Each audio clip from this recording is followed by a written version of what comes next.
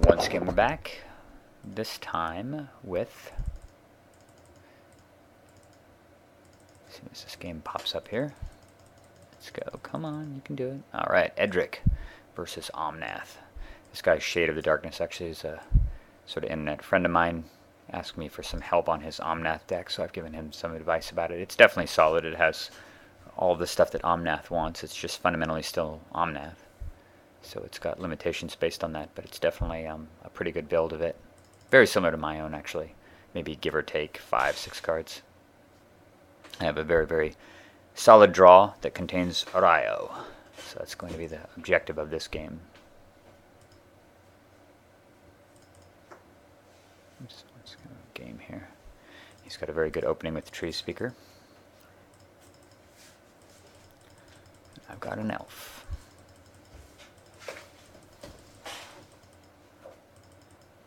His draw is very explosive here, enough to run out Omnath and start doing crazy shenanigans.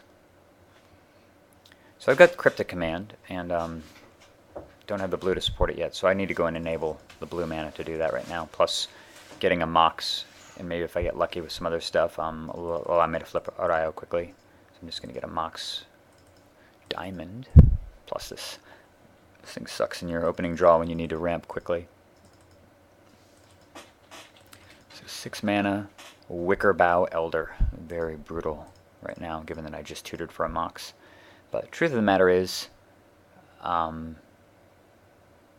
he's going to go after my Mox, I'm going to give him something even more tempting to go for. Although he doesn't actually know that I want the Mox more than what I'm going to get here. But I'm going to use Trinket Mage to go get a Soul Ring. Throw away this stupid Arbor. Let's look at that. It's a pretty solid mana assortment. 2, 3, 4, 5, 6, 7, 8 next turn. Unfortunately, I had to play a lot of spells there before my Rayo was in play, but I didn't really have the luxury of doing that. So the Soul Ring is totally a bluff. I really, really want him to eat the Soul Ring with his Wicker Bough Elder and keep my blue Mox out. So I've got 3 sources of blue in play for the Cryptic Command. Because even if he gets Omnath out, I want to be able to counter what his follow-up is. Because if all he's got really is Omnath in play, I guess this thing's a pretty good blocker too, but I can trade back with damage against it. And then he plays Birthing Pod. God damn it. I just added this to the Edric deck actually, at the behest of Nate, seeing him abuse people with it all day long, and I actually added Shackles as well, because a combination of Shackles and Pod is just insane. And he's going to sack the Elder and get Slime to just totally destroy me there. So I just lost 4 mana in 1 turn. 2 to the Elder, 2 to the Slime. Now I'm really in deep shit.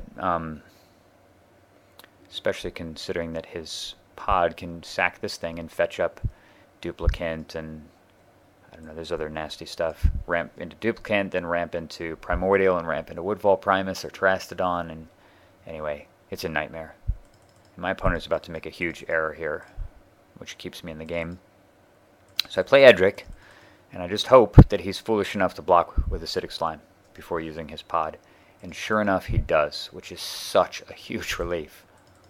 And I get a Witness, which is really, really nice. So I've got all this kind of cool bouncy synergy in here with Cryptic Command, Cyclonic Rift, and Eternal Witness. And what's interesting, actually, is if you get enough mana in play with these 2 cards, you can get a permanent counterspell, where you Cryptic Command, counter the spell, and bounce Eternal Witness, replay Witness, getting Cryptic Command back, and just repeat it. Obviously, it takes a lot of mana to run that, but it's kind of a long late-game thing. So 6 mana, Omnath. 4/4. And he probably has a big follow-up given that he's stuck on land and has 4 cards in his hand. So as much as I hate the idea of not overloading Cyclonic Rift when my opponent has 5 permanents in play and only 2 land, I do not have that kind of luxury right now. But I do have Witness and Cryptic Command again, so I've got long-term plans for that. Play a Rayo, bounce that guy, attack, draw 3. Bam, bam, bam. Nice. This Chrome Mox, very, very nice card to get right now, given its synergy with Rayo. So my hope here is he just replays his guy. When he taps 7 mana and he gets all eager about it, I get really concerned that he's going to play a big blocker like the Primordial or something, which not only can block my whole team, including the Rayo, but it also would get him more for us. and then he could pod it next turn into Terrastodon Nightmare and just screw me. But he doesn't have it. He, in fact, plays Elder and then Harmonize, which I just do not agree with at all. I think that's super greedy. I mean, you've got to assume he's got the Omnath in hand right now, and I just can't believe that he would play that over getting another blocker. It's just so dangerous to have only one blocker in play against this deck. And you're about to find out why. Bird. Awesomeness. So here we go. Chrome Mox. So if you were me, which card do you imprint? Glenalendra for blue? Archdruid? The truth of the matter is that this deck has a lot of very, very powerful non-creatures in it. It has things like Greater Good, it has Planeswalkers, it has Tooth and Nail, Natural Order, all sorts of nasty shit. And Glenalendra Archmage has a lot of potential to stop those, in addition to being a flyer. As much as I like the mana production of this guy, and the fact that it does tap for 3 mana, so it's basically like a 3 mana Thran Dynamo, I just don't have the luxury of, I don't foresee playing it over the next 3 or 4 turns. So, regretfully, I am going to ditch Elvish Archdruid. God, could you imagine how good Priest of Titania would be right now? Tap for 5 green. So ridiculous. So play the Mox, play the Bird. Regrow Cyclonic Rift. Bouncy, bouncy. Look at that. Arayo flipped. Attack for 2 more cards. Nice, and get 2 cheap guys. So now I have enough mana for the Rift. And he has got to work his way around Arayo. So it counters Kodama's Reach. And now his guy finally comes out. I draw Forbid, which is just such a beautiful card to have here as well. So as much as I could, I'm interested in doing the whole bounce plan. I can just wait forever. I mean, with multiple counterspells with Arayo in play are just unstoppable. Pump the Tree Speaker up. And he says, I think you have this one. And I actually have to agree with him, although I'd like to play it out just to see what happens. We're just going to chill here for a bit, since I can't attack into his Omnath safely. So I figure I'm going to stop just one big spell here, and then that'll ice the game. Since he has to cast 2 things. It adds a ton of mana to his pool. He's countered his Dryad, and there it is. 1 big spell. Perfect. Counter, bounce.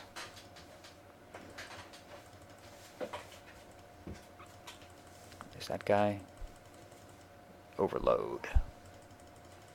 Attack. So beautiful.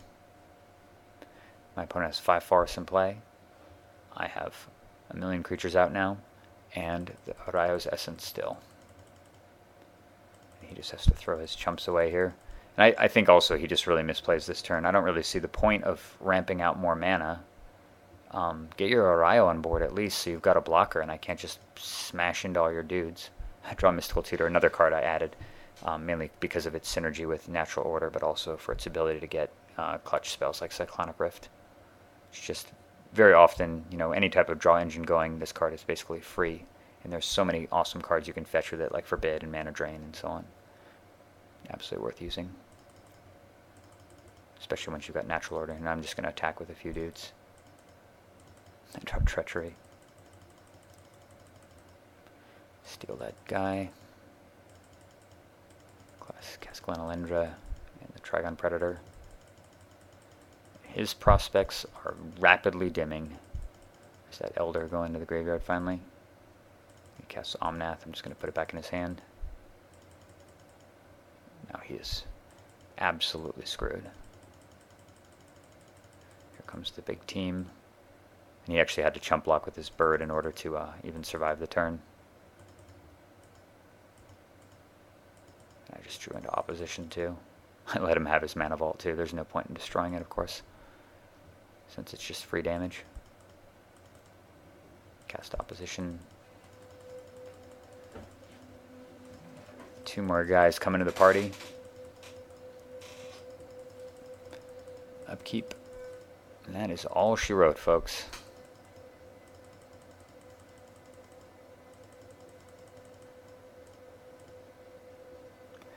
game over. So after that very, very fast, explosive start from him, pretty much minus a Soul Ring or a Mana Crypt, it's about exactly what you want to be doing with Omnath. Edric is able to more than pull it out, despite the Birthing Pod and everything else nasty that happened that game. Really good, solid demonstration of some of the new cards in the deck and just how incredibly powerful the Edric deck still is. Hopefully I've got more games that are just as cool to come. See you later.